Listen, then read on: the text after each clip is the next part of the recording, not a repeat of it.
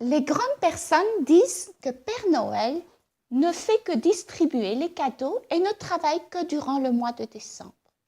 Que nenni! Si vous avez l'occasion de consulter son agenda, il est beaucoup plus rempli que tous vos cahiers de l'école. Par exemple, il rend visite à ses amis d'êtres magiques qui gâtent aussi les petits-enfants terriens, comme Saint-Nicolas, les rois mages, la sorcière Befana et Pedra Baba, pour leur donner un coup de main afin qu'un maximum d'enfants puissent avoir des friandises ou des cadeaux.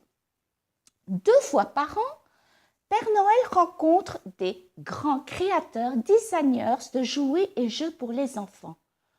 Je ne vous citerai pas leur nom car cela est un secret pour eux. Je sais que ce sont les elfes, la grande sorcière Miss Perlimpinpin et Père Fouettard qui les sélectionnent, d'après certains critères, mais j'en sais pas plus.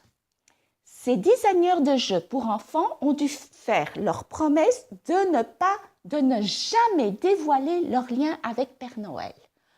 Promesse faite sur le grimoire de promesse de la grande sorcière Miss Perlimpinpin.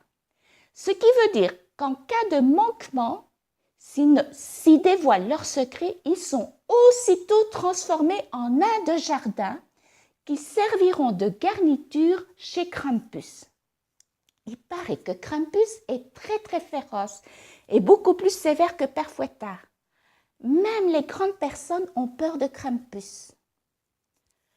Père Noël aimerait bien gâter les enfants toute l'année. Mais les parents trouvent que les enfants doivent mériter de temps en temps leurs cadeaux en étant un peu plus raisonnables que d'habitude. Par contre, Père Fouettard et la grande sorcière Miss Perlimpinpin ont exigé et obtenu que les enfants doivent être sages durant 11 mois et demi, c'est-à-dire 358 jours année terrienne pour recevoir un cadeau de Père Noël.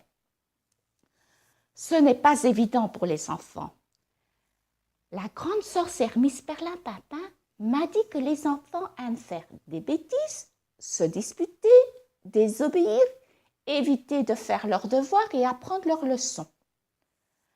Père Noël m'a rassurée, il m'a dit que tous les enfants sont adorables, créatifs, rigolos, travailleurs, généreux et sages comme des anges. Donc, concevoir, aider, partager, etc., cela prend beaucoup de temps. Mais c'est vrai que le mois de décembre est un mois très chargé au royaume de Père Noël. Il faut par exemple vérifier, lire toutes les lettres des enfants parvenus au royaume de Père Noël, transcrire les souhaits émis par les petits-enfants lors de leurs prières, mémoriser les prénoms, leur adresse, etc., etc.